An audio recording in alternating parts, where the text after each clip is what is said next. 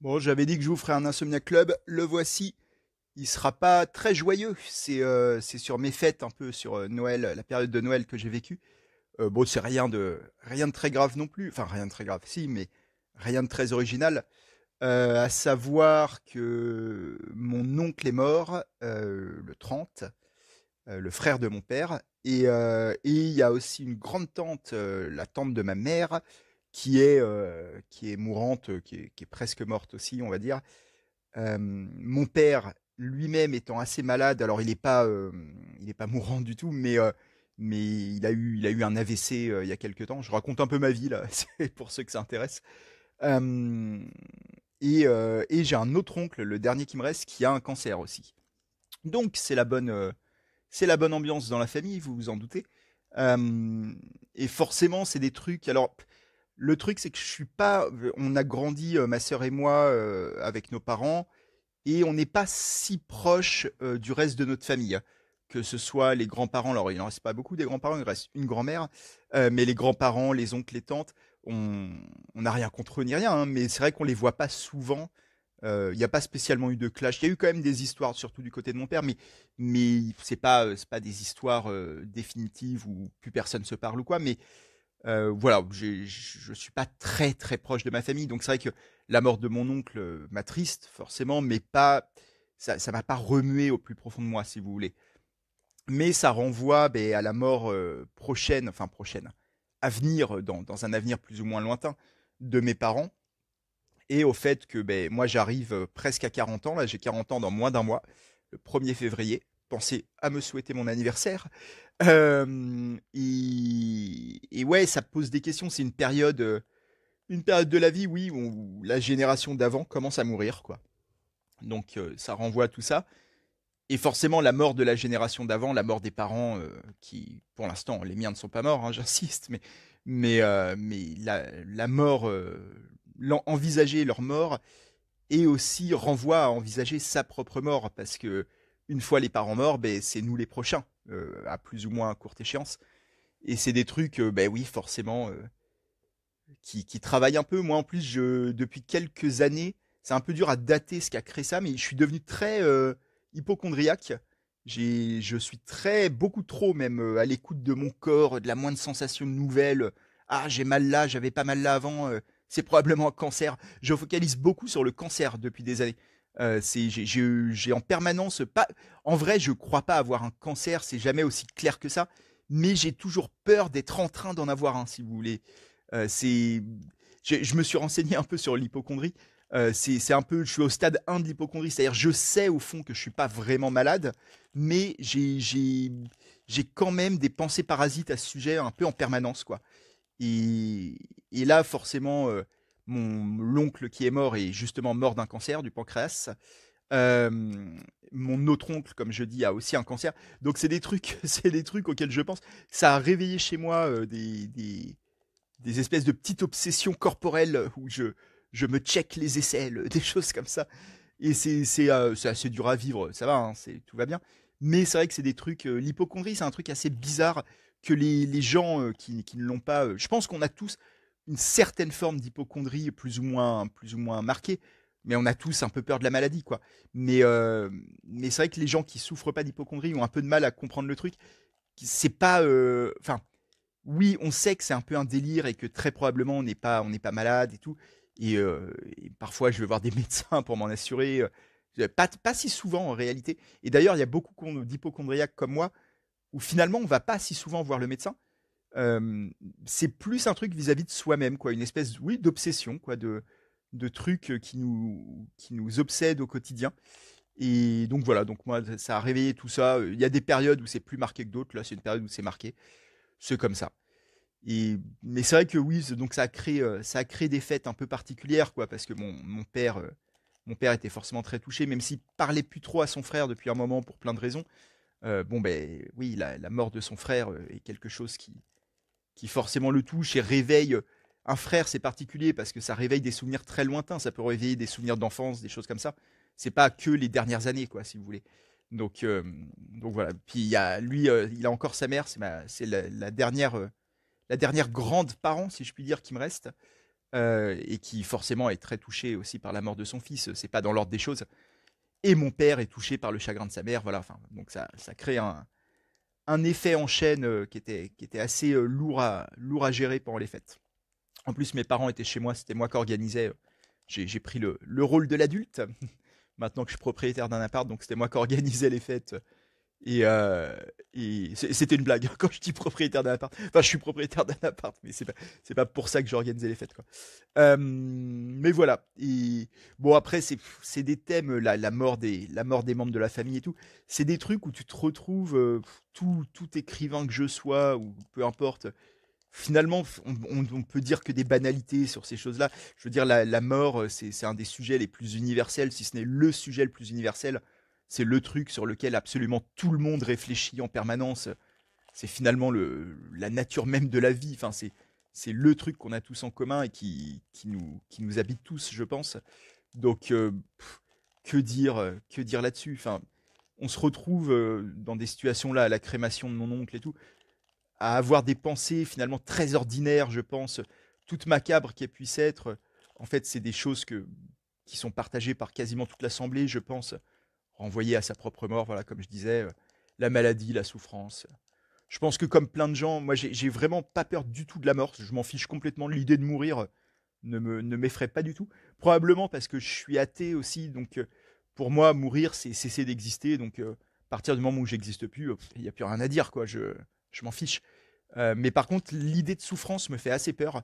Enfin, me fait assez peur. J'ai pas envie de vivre une maladie longue, vous voyez, où pendant des mois, voire des années, on se sent décliner. C'est plus ça qui me fait peur que la mort elle-même, quoi. Mais la mort, genre dans un accident de voiture ou lors d'un attentat ou que sais-je, j'en ai strictement rien à foutre. Enfin, rien à foutre. À la rigueur, c'est pour les proches, quoi. On n'a pas envie de. Justement, ben, mes parents, j'ai pas envie qu'ils souffrent de ma mort ou de choses comme ça, quoi. Voilà. Donc c'était un peu tout ça mes fêtes, vous voyez, c'était très joyeux. Ça m'a. Mais après, bon, j'ai passé du temps avec mes parents qui eux habitent loin. On n'est plus du tout dans la même région.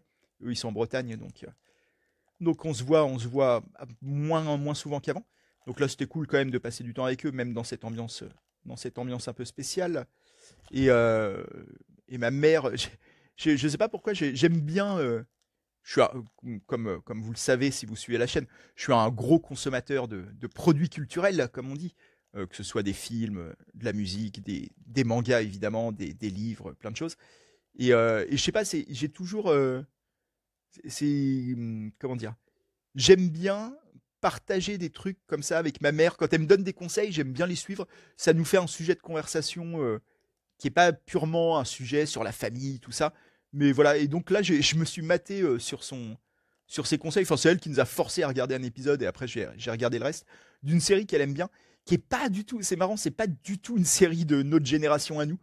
C'est une série qui s'appelle Astrid et Raphaël. Je sais pas si ça vous dit quelque chose, qui est une série produite par France Télévisions, qui est un truc très à l'ancienne. C'est marrant sur les séries, il y a vraiment, en fait, il y a vraiment deux marchés de la série en parallèle.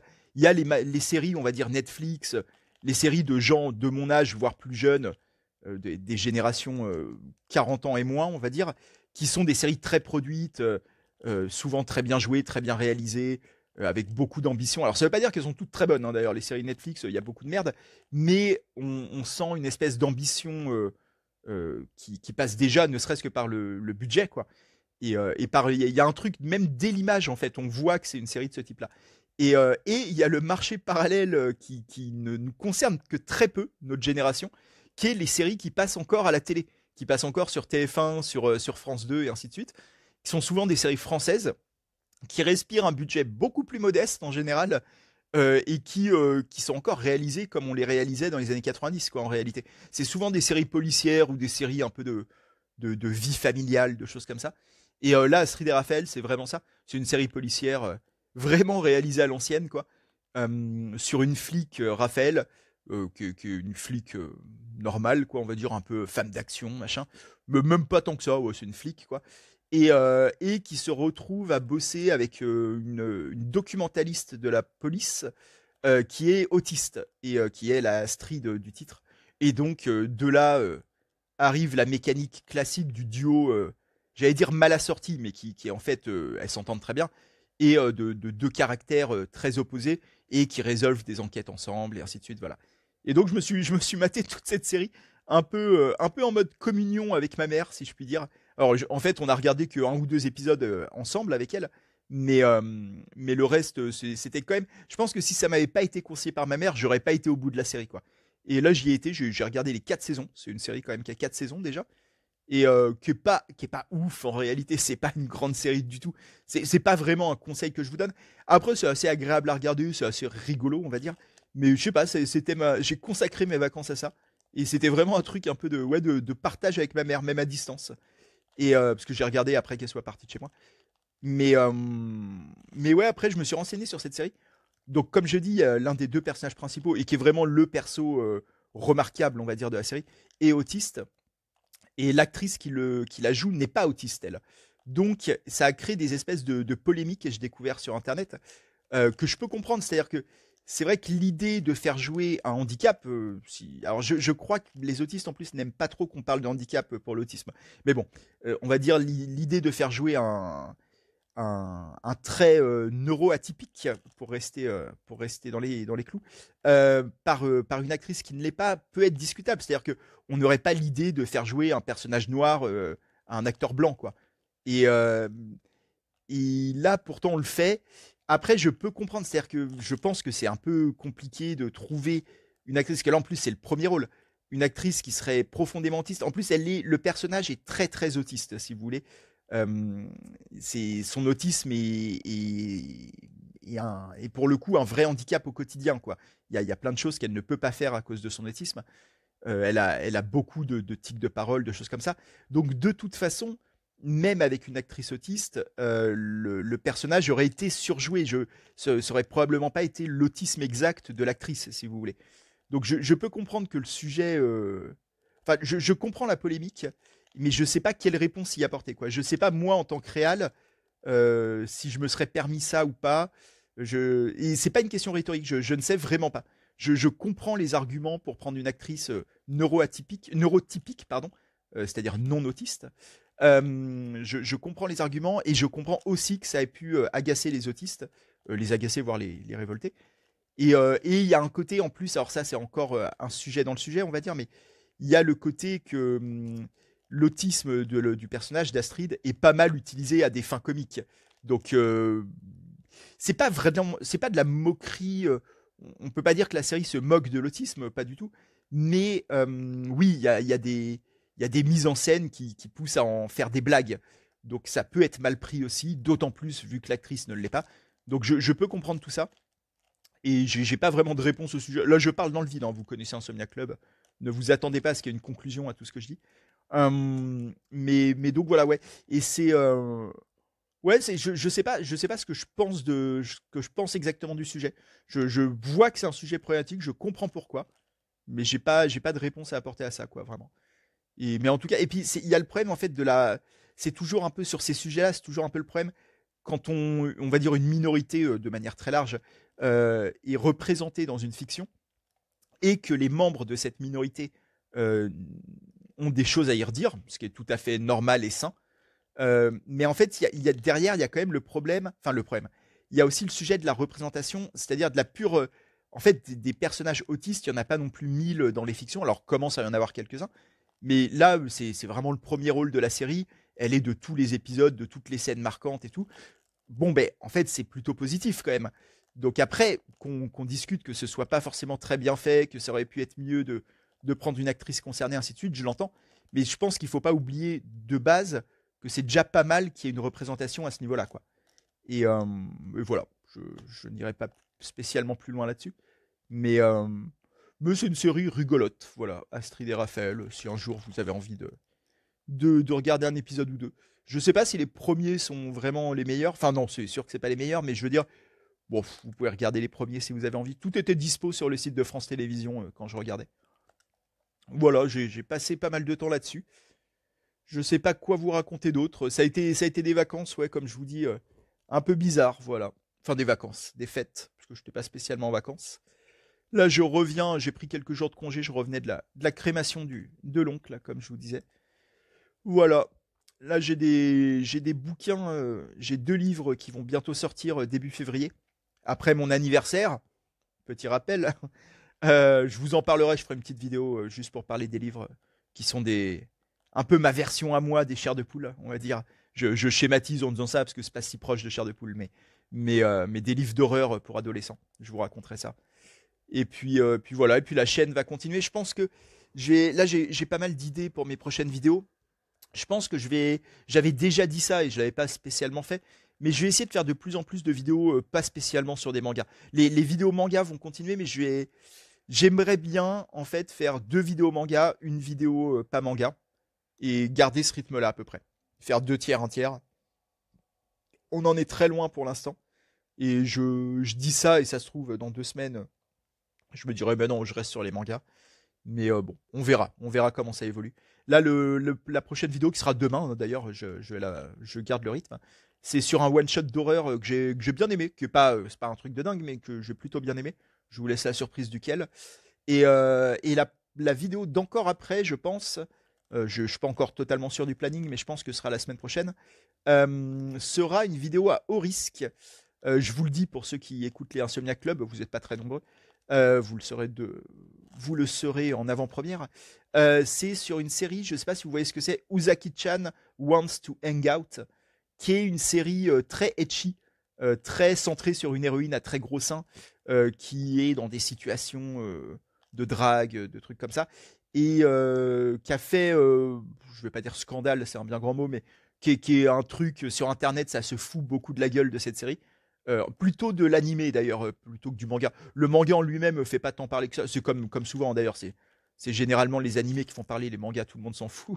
Mais ça fait beaucoup parler par le design de l'héroïne qui est vraiment ultra sexualisé. Mais en fait, je trouve qu'il y a vachement de trucs à dire sur ce manga. Enfin, sur ce manga et sur ce qu'il représente surtout. C'est-à-dire le manga en lui-même, on en parlera, je vais pas tout dire ici, mais c'est un manga assez lambda en fait. Qui est pas incroyablement bon, mais qui est pas incroyablement mauvais non plus en fait. Et il n'y a pas grand chose de mal à en dire au-delà du design de l'héroïne, on va dire. Mais, euh, mais je trouve que ce qu'il représente et ce qu'il a suscité, de manière plus large, la façon dont est pris par la communauté manga, le style, on va dire, ecchi. Donc le ecchi, hein, pour ceux qui connaissent pas, c'est le fan service. C'est pas les mangas sexuels, c'est pas les hentai, mais c'est le style un peu, oui, fan service, blague de cul, personnage très peu vêtu, vous voyez le genre. Euh, et, euh, et je trouve qu'il y a des trucs à dire là-dessus. Que ça sert un peu d'épouvantail pour un peu de cible facile, on va dire. Voilà. Je développerai tout ça, mais je pense que c'est une vidéo qui peut être mal perçue, qui peut susciter des réactions qui seront. Voilà. Faudra vérifier les commentaires à ce moment-là. Je pense que les commentaires de la vidéo peuvent être un peu relous. On verra ça ce jour-là. En tout cas, ben, je vous dis bon début d'année 2024 à tous. J'espère que vos fêtes ont été un peu plus joyeuses que les miennes. Et puis voilà. On a parlé de la mort, on a parlé d'Astrid et Raphaël, on a parlé d'autisme. C'était pas mal pour un Insomnia Club. Je vous dis donc à très bientôt. Prenez soin de vous. Et puis, ciao.